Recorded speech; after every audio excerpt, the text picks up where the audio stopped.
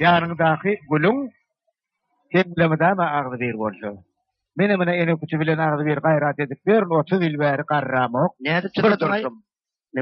Ne edip ağzı bir yaşadın diyecek bollum lan. Hay din engirde başlasan beyle ken sıkıvete etmeli. Sonra ağzı bir bolyan düşünşen. Kim kan çıkıvete ettik ha? 30 yılın mı? Ya kim kan nasıl çıktık ha 30 yılla?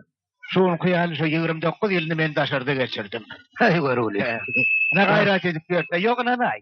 Geçerin gül yalı gelin kovvalanna. Vakçayna harın bal yalı gelin kovvalanna. Boğuşu olam katlaşır. Mülakatlı gepleşer. Mehrine mehr koşar. Gelin kovvalanna. Devsin atmaz önüne. Kayırlar öz gününe. İyisin bolur önüne. Gelin vattak bolanna. Evet mi? Sen dünyada en akıllı canların neyemediğini biliyorsun. Kovu biliyen elbette anfan bu orada. Anfandan bir akıllı canlar var o. O ne demek ha? Durmuşu dinlemek gerek. Kovu? Fastıl. Fastıl? Yaman akıllı canlar o. Ne mi? Yuvaşla öğrep avariyeden oklayacak bolyan bey. Yok. Evet. Anfani Allah kalol baslamın yanına varıp ya savgoz direktörünün yanına reis balkonun yanına varıp oğluma millek bir kvartira var diyecek adası yok da. Fastıl çağacağını şişiyence pırtlıyorsun kvartiralıca da kuruyor. Pollu patolog. Kellerin içine yığınaymalı. Hayda. Öyle mi? Şifre mi bilmeyenin şifre yal patır daptıranok. Şunu yal ölen zaman PP'nin istediğine yemeli.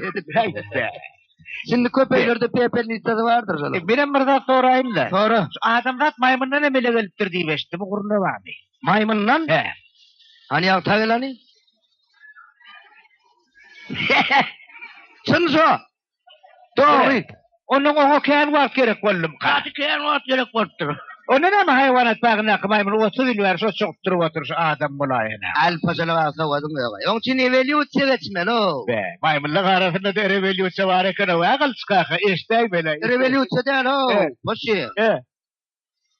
Eveli uçsi ya. Yani Charles Darwin'in azarına göre tebiata milyon yıllar gerek olup dur. Milyon yıl? O zaman maymunun adam olmağına da. Hayır, sen çağırdayın bilyen de yok. Ya çağırdayın değil o. Bütün dünyanın alemi Charles Darwin. Ana şu Charles Darwin'in bilyen de yok. Deyiklen ağzını yukunma o. Ya sen aydısın söyledi. İngiliz'in şeydi aytmalı. Charles Darwin. Benim İngiliz diyenler Charles Darwin. Ay koysana. Şu milyon yıl gerek oluptur diye. Milyon yıl gerek oluptur. Ay tebigatında güç yok onda. O ne mi diydin onu? Ay milyon yıldan bir maymundan bir adam yaşayan varsa tebigatında güç yok. Böyle ödeylerinden Arap var yok 20 bindin içinde lüboy adamdan maymun yapabiliyor. Bunu diymek tebigatlarım bu işleyecek bu landa ara. Uy hoğunu. Bak denemay.